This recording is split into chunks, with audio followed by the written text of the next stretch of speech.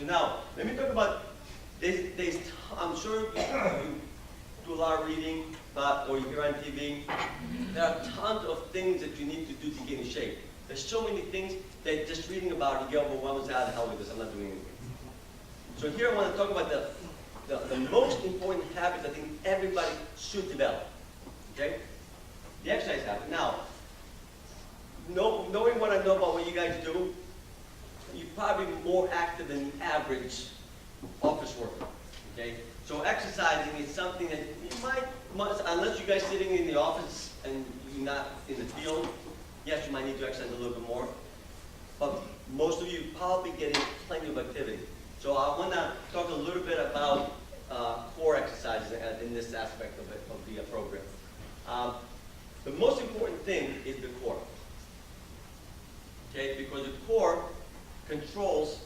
Because if you have a weak core, doesn't matter how strong your upper body is or your lower body is, it makes no difference. Okay, and basically, simple crunches will do it.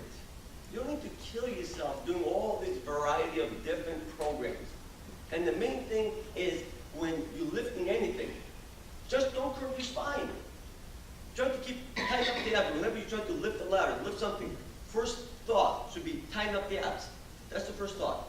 And then whenever you're bending, try not to curve the spine, try to bend from the knees, and the spine always stays straight. Even if you lean forward, the spine should be staying straight. Natural curves, actually, that shouldn't be straight. Okay? And then if you're an office worker, walking, you don't need to kill yourself running. You don't need to worry about getting your heart rate go over 60% to get benefits from your workouts.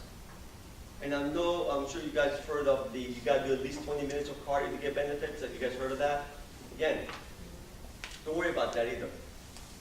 The fact is, doing 1 minute of aerobics 3 times a week, if you're not doing anything else, has benefits. Obviously, if you can do 20, that's great. But don't underestimate 1 minute or even 2 minutes. Something is always better than nothing.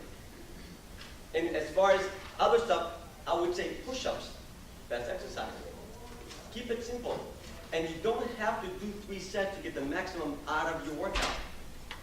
Did you know in the first 4 months of weight training, there's no difference between doing 1 set or 3 sets? No difference at all. And even after that, 90% of the benefit from weight training comes from the first set. If done correctly, that is. The second set gets another 10%. The third set for the average person is a waste of your time, unless you try to join the next Olympics. Then do the third set for sure. So you see though, if you can do only 1 set of weight training, or whatever exercise you're doing, how quickly can you be done with your workout? Pretty fast. My work is actually extremely short. Same thing with walking. Again, don't worry about the heart rate. Again, unless you're trying to do a specific sport, don't worry about walking does the job for health and weight loss. Like I said, in Greece, nobody ran, unless somebody was chasing them. But nobody ran. We walked everywhere. And we were playing the health. By the way, if you go back to Greece now, unfortunately, it's gotten really bad. Because we've gotten away from the habits that we used to have. So, the next habit is, I consider this the most important habit everyone should have. Everyone, regardless if you need to lose weight or not. And unfortunately, it's a habit that nobody talks about. The habit of eating out of hunger. And then I want to quickly answer the question that gets asked a lot. If this habit is so important, how come you hardly ever hear it? You hardly ever hear a nutritionist or diet tell you, oh, make sure you eat, make sure you're hungry before you eat. How many times do you hear that? Not too often. They'll tell you, make sure you have breakfast, make sure you have lunch, make sure you have your snacks, make sure you go too long without eating. But you never hear, are you hungry? And here's why. Think about it. Who makes more money if you're eating more meat? The meat industry. Who makes more money if you're eating more fruits and vegetables? The fruits and vegetable industry. Who makes more money if you're eating more dairy products? The dairy industry. Who makes more money if you're not eating? No one. And 90% or even higher of the things that you see, whether it's TV, whether it's internet, whether it's billboards, somebody has paid for the information to be there. So since nobody makes money off not eating only when hungry, nobody's interested in promoting it. As a matter of fact, it's one thing that will save you money. I had a client who was with me for a while, lost a lot of weight, and then one day we were talking, and he says to me, coming to you, I'm actually making $60 a week. I go, how's that? He goes, well, I'm paying you $140 a week, but my food budget went down by $200 because I don't need to eat that much. You just be surprised how little food we actually eat and how often actually we eat just because it's a habit. Now, the benefits of this are tremendous. I mean, I actually do lectures just on this habit alone, so I'm going to keep them brief. I don't know if you guys are familiar with the hormone leptin. It's a hormone that basically, every time you eat, your body releases it, tells your brain that you're full, so you stop eating. Well, because we're eating without being hungry, the body keeps releasing the hormone, and we actually build resistance to it. Just like diabetics build resistance to insulin. So what that means, you're always hungry. Your body never stops being hungry. The other big benefit is it makes your body more efficient burning fat. Here you hear the opposite. Oh, if you go for too long, I'm sure you guys heard of this, if you skip breakfast, if you skip a meal, the body goes into starvation mode. Okay? That's not true. There's not even a little truth to it. You know how long it would take you for the body to go into starvation mode without eating? Over 72 hours. Actually, as much as 84 hours with no food at all before the body goes into starvation mode. Because the reason I questioned it when I was taking nutrition in school, when my teacher talked about that, I said, wait a minute. In Greece, when I lived there, not anymore, people on average ate twice a day, lunch and dinner. Adults, no adult in the right mind had breakfast. Now, obviously, there's always exceptions. So once in a while, yes, we had breakfast, but on a regular basis, nobody ate breakfast. How come our metabolic rate didn't shut down? Because the fact is, it doesn't. I mean, as a matter of fact, your metabolic rate goes up 2 to 5% the first 72 hours of not eating. Which it would make sense because back in the Stone Age, before we had food in every corner, wouldn't it make sense if you were hungry to have more energy so you can go hunt your food or gather your food? Imagine if going hungry became lethargic. The species would be dead by now. And now that's another point. Hunger literally brings up your IQ. It actually makes you smarter. It actually clears your thinking. And again, you look up the studies. And here they're telling us, oh, eat for focus. That's the exact, how do you feel after eating? I don't know, I feel like sleeping, exactly. And they're telling us eat for focus? Or breakfast, the most important meal of the day. Has anybody bothered looking at the studies? I did, and actually a professor from University of Alabama actually did also. And what he found was, he looked at 92, I think it was 92 and 94 studies from 1992 to 2010. And what he found was, after looking at their own studies, there's absolutely no evidence that breakfast has any benefits as far as weight loss is concerned. They're all observational studies. What that means basically, I looked at a whole bunch of people. The people who ate breakfast were thinner than the people who didn't eat breakfast. And my conclusion was, oh, breakfast must be the reason why they're thin or healthy, without looking at anything else. And you know what the other fun part is? All the studies that support the idea of breakfast are paid by cereal companies and food companies. And again, I have nothing against them. Obviously, they're going to try to promote the product. But I do have a problem with promoting something that actually is false, biased. And the reason, by the way, I question the idea of breakfast is because if you look at every healthy region around the world, nobody eats breakfast. Now in Greece, we eat breakfast, by the way, and we've gotten very overweight and very unhealthy. And by the way, it's not breakfast is the only reason why they're unhealthy. I don't blame them. But this idea of breakfast is smart marketing. That's about it. And one more point about breakfast. Breakfast does not give you energy. That's completely false, because here's the facts. Food is not fuel. In other words, it's not an engine that we put gas in and we work just fine. Food, in order to give you fuel, has to be broken down. The breaking down takes time. It's like putting crude oil into your engine, well, it has to be processed to turn into gas before it gives anything to the engine. So, how do you feel after eating your main meal? You want to take a nap, right? In Greece, their main meal of the day was eaten or lunch or dinner. Lunch, though, we had a 3-hour lunch break. You guys get a 3-hour lunch break? Exactly. And we took a nap after eating. In the villages where my mother was raised, dinner was the main meal. Lunch was a small meal. Why? Because these people worked in the fields. They knew, hey, if I eat a big lunch, I'm not going to be able to go work in the fields. So what did they do?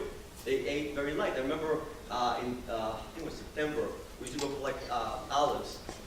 And although we always ate big lunch, small dinner, when we went to collect olives, it was an all-day event. We had a very light lunch, big dinner. It's common sense. Because how does digestion work? Again, no controversy here. You eat, blood vessel on your body constrict, force the blood to digestive organs, create digestion. That's it, that's undisputable. Because that's how body digests food. Well, if the blood leaves all the other organs, they're not going to be able to function too well. And if you force yourself to go work, you compromise digestion. In digestion, a lot of it has to do with timing of the meal. They did an interesting study with dogs quite a few years ago. They took 2 dogs. They fed both of them a steak. First dog was allowed to do whatever he wanted. What do animals do after eating? Sleep. Second dog went out hunting. They took it out hunting. They came back, and they looked, I think it was like 3 or 4 hours later. They looked at the food content from both dogs. And what they found was, the dog that took a nap, the food was completely digested. The other dog, the food was completely undigested, with just set in the stomach. So, not eating breakfast will give you so much energy you won't believe it. And you know why you're going to have more energy? Think of the body like a battery. You eat your dinner. Obviously, you have to be hungry. The body is able to digest food properly, recharge the batteries, so the body has the ability to store energy. You wake up in the morning, batteries are fully charged, and you go about your day. I personally, during the week, I eat only once. I only eat dinner. Now, on the weekends, I'll have breakfast. I mean, I ate something this morning. Was I hungry? No. But you have to be perfect. Perfectionism is a terrible thing. And my energy levels, all my clients are going through this, you'll be shocked how much energy you're going to have. You're going to have energy to spare. And you save money by not having to eat during the day. And again, I'm not saying you only eat once a day, by the way. That's not the point. The point is, eat only when hungry. Most people easily should be able to get away with eating only twice, lunch and dinner, and you should be fine. Yes? Is it not good to eat too late in the day? No. Good question. No, because as long as you ate and you're truly hungry, like in Greece, we used to eat like at 10 o'clock at night. And as long as you stop eating, when you satisfy your hunger, see, the problem is people stuff themselves.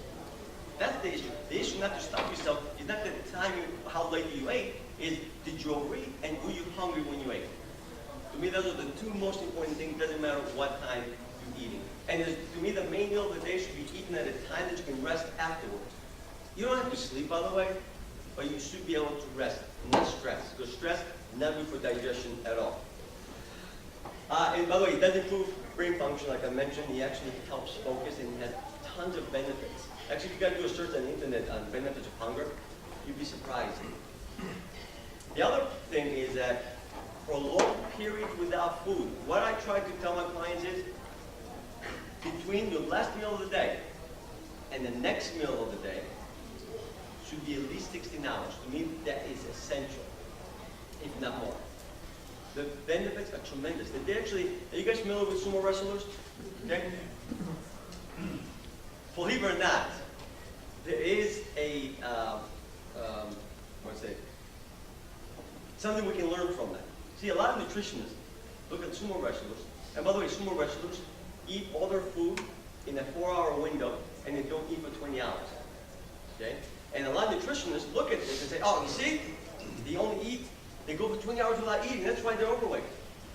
Well, they forgot, they have a little problem with it. They never took a very close look at sumo wrestlers. Did you know sumo wrestlers are extremely healthy?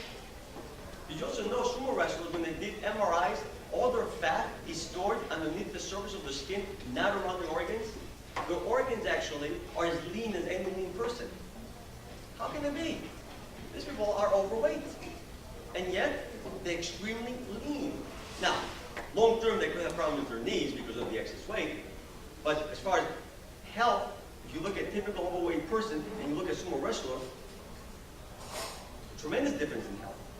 So then the scientists are looking at this and like, oh, wait a minute, guys. How can this be? How can these people be so healthy, although they're way overeat on purpose, by the way, because they want to gain fat?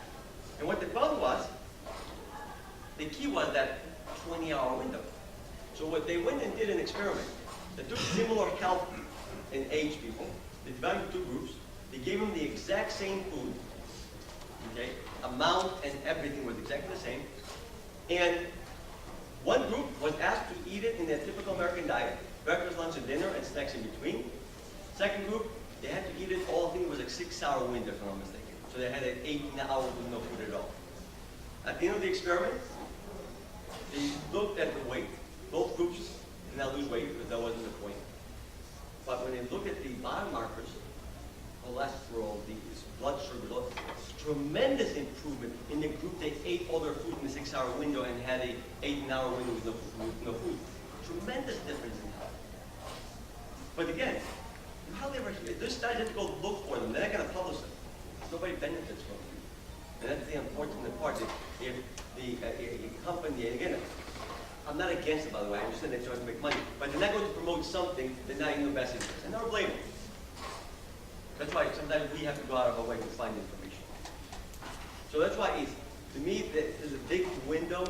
The 16 hours is very important. So basically, if you skip through breakfast, you're all set. That's really the bottom line. Next habit.